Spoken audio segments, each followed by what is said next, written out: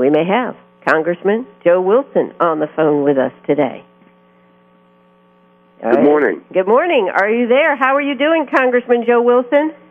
Well, it's an honor to be with you, and indeed, I'm here with Congressman Jeff Duncan, and we're actually at a breakfast of the Conservative Opportunity Society. It's being sponsored today by the Heritage Foundation, and it's on the different trade agreements. On trade agreements. Well, that's it. That should be an interesting one this morning. It certainly is. And what did you, we just found out last night about Iran trying to blow up the embassies and kill the ambassador from Saudi Arabia. What do you think about that, Joe? Well, it confirms that Iran is a threat to the United States. It's equally a threat to its neighbors, the Persian Gulf states, Saudi Arabia. I believe it's a threat, and we know it's been a threat to Iraq, providing the munitions to the terrorists in that country. And so I am really hopeful that we will use this to produce the maximum trade embargoes. And we need to go to countries that have actually been supporting them, and that would be China and Russia. And they need to be advised how important it is that we isolate this regime of mullahs who are actually lunatics.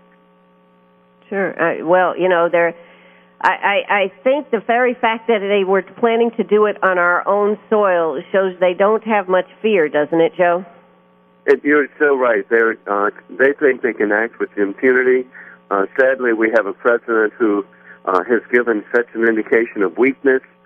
We had an opportunity, actually, several months ago.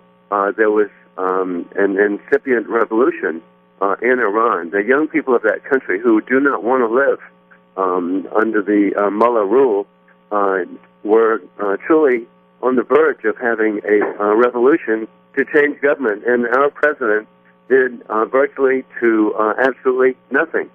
We should have given encouragement to the young people of Iran. This is the great culture of Persia. The people who live in that country do not want to live as the mullahs are providing. Absolutely. Now, I know, last Friday was the 10th anniversary that we have been in Afghanistan, correct?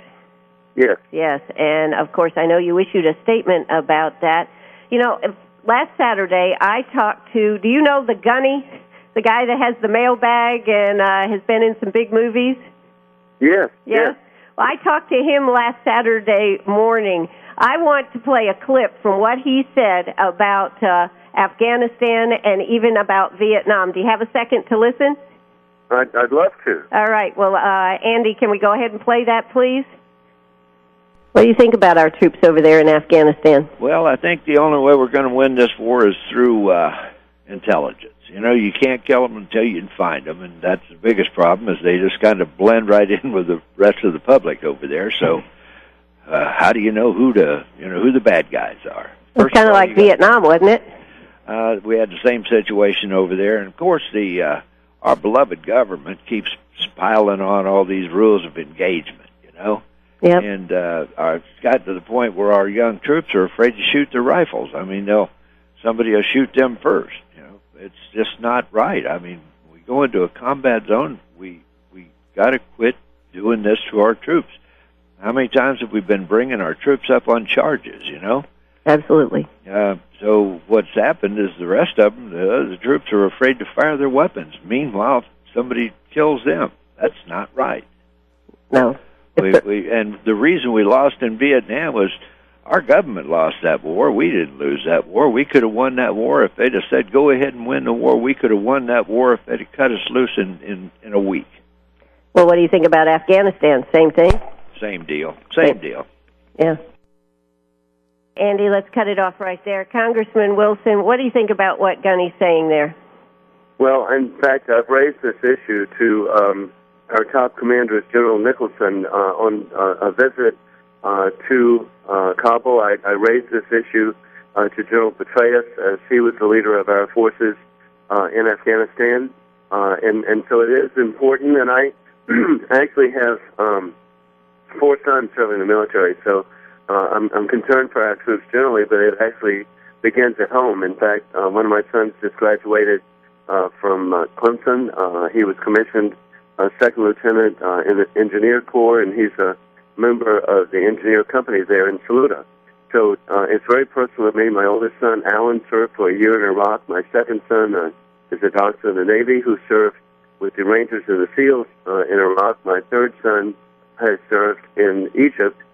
He, too, is a Clemson graduate who is a logistics officer. So we should have, and I'm a former JAG officer, and so I have studied the law of war. I am very familiar how the rules of engagement should be used in a way that does not inhibit or put at risk our troops. Well, and I think that's what the gunny was talking about, is we keep literally handcuffing our troops rather than letting them loose and accomplishing the mission. And it's really sad. And what we've got are enemy who use human shields, women and children. We just can't even imagine how hateful, and obviously they're not in uniform. They are people who are illegal enemy combatants. And so as we think of the law of war, we are dealing with people who obviously follow nothing of the law of war. And so that's why I'm so proud of our troops. My former unit that I served in, the 218th Brigade of Newberry, I'm very grateful. They served a year there under the leadership of our Adjutant General, General Bob Livingston, and they worked, and there were certainly 1,800 troops from South Carolina, the largest deployment since World War II, working to train the Afghan police and army units.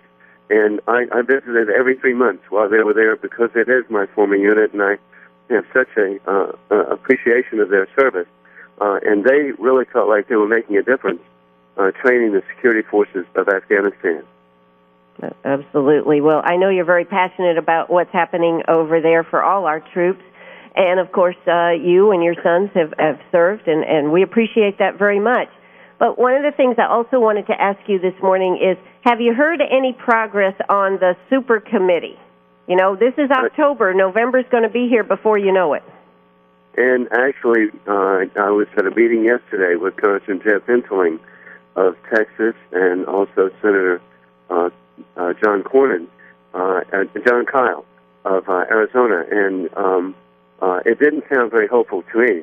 And I really don't think that something as important as reducing the deficit should be left just to a super committee. It should be members of Congress. And so the members of the South Carolina delegation largely did not support this creation of a super committee.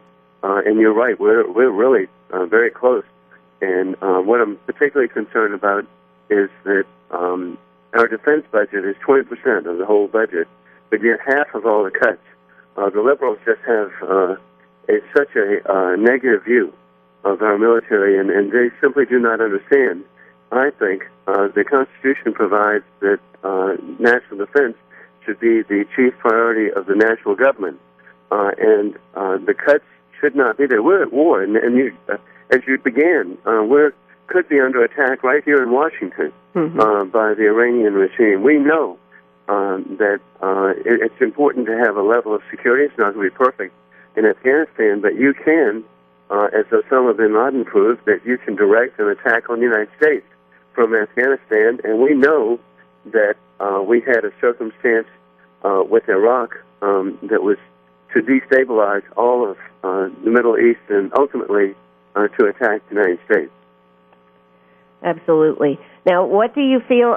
So you feel that if they're not able to make a decision, we could have these triggers pulled, which of course would reduce the budget of the military. You know, I did hear that Lindsey Graham, if it doesn't look like these triggers, if it looks like these triggers could be pulled, that Senator Graham is looking at introducing a bill where they would 5% right across the board and do that rather than let those triggers. What do you think about that, Joe? I would support that. When I served in the state Senate, I supported across-the-board cuts, and because each agency, each department can go in and make a determination. They know how to reduce travel, how to put a hiring freeze.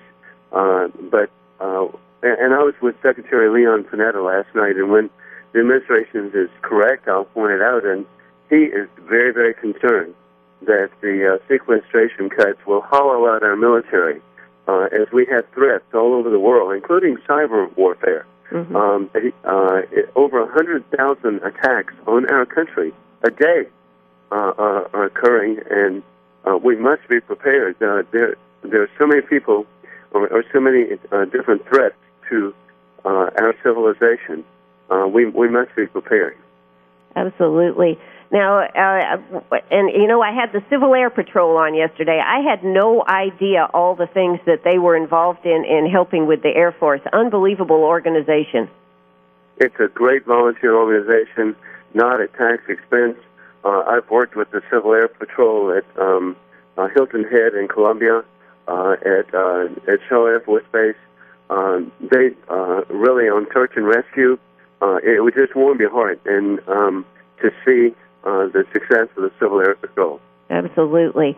Now, another question. What about last night the jobs bill was defeated in the Senate, the stimulus jobs bill that President Obama had put up?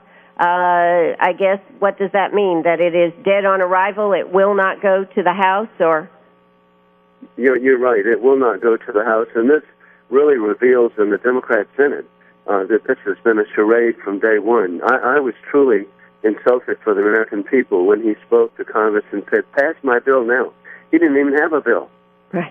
And so there was no bill introduced.